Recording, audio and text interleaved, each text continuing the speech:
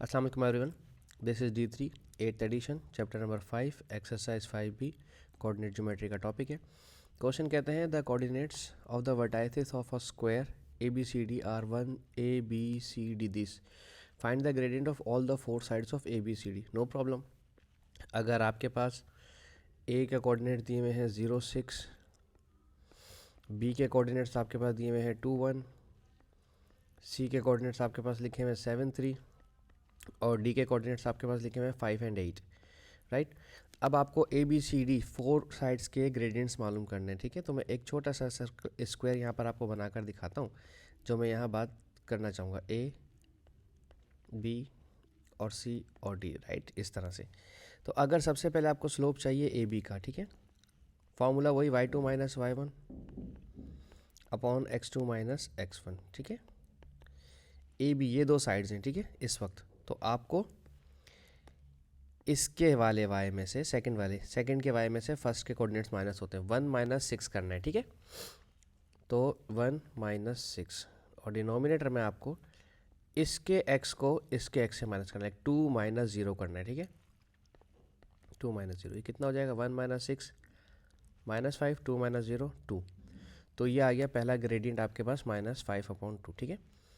AB का हमने इसका ग्रेडियंट निकाल लिया। अब हम निकालते हैं BC का ग्रेडियंट, वही फार्मूला y2 माइनस y1। अब चूँकि 3 और 2 हैं तो आप y3 माइनस y2 कर दें। ये सिर्फ परेशान होने की इसमें कोई ज़रूरत नहीं है, आपको सिर्फ और सिर्फ ये याद रखना है कि अब आपके पास BC हैं तो BC के कोऑर्डिनेट्स को माइनस करना है, 3 माइनस 1 करना है, ठीक है।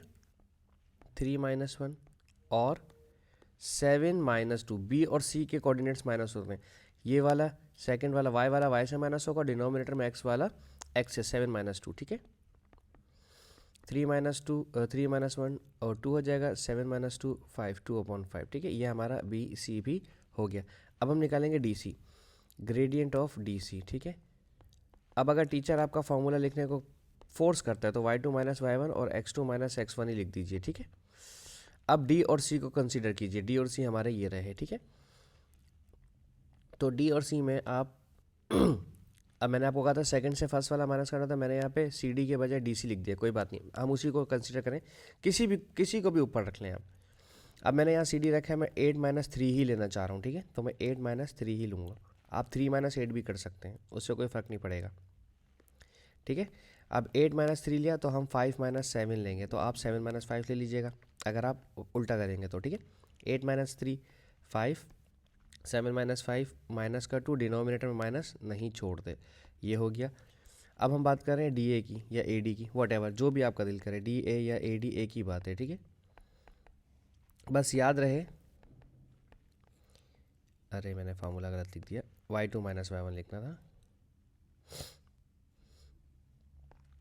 y2 minus y1 upon x2 minus x1। बस याद ये रखना है कि अब आपने A और D को कंसीडर करना है, A के कोऑर्डिनेट्स ये हैं और D के कोऑर्डिनेट्स ये हैं। तो इस 8 में से इस 6 को माइनस करेंगे न्यूमरेटर में, 8 माइनस 6, और इस 5 को माइनस करेंगे इस 0 से, तो 5 माइनस 0 लिखेंगे हम डिनोमिनेटर में। 8 माइनस 6 2 और 5 माइनस 0 5। आपको नहीं लग रहा कि ये दो ग्रेडियंट्स स्लोप ऑफ AB बराबर आए स्लोप ऑफ DC के, और स्लोप ऑफ ये दोनों BC बराबर आए स्लोप ऑफ AD के, ठीक है ना।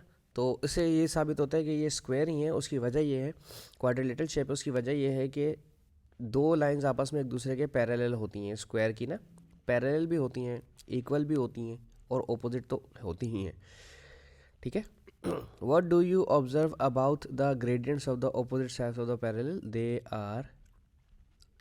of the opposite of the square, they are parallel to each other, ठीक है ना। बस इतना लिखना है। पैरेलल वाली कंडीशन आपको हम बाद में बताएंगे, हम लिखेंगे ऑप्शन नंबर 2 में दे आर इक्वल, बस ये वाली कंडीशन दे आर इक्वल, बस दैट्स इट। इसके बाद ये आपका क्वेश्चन यहाँ पे ख़त्म हो जाएगा, सही है।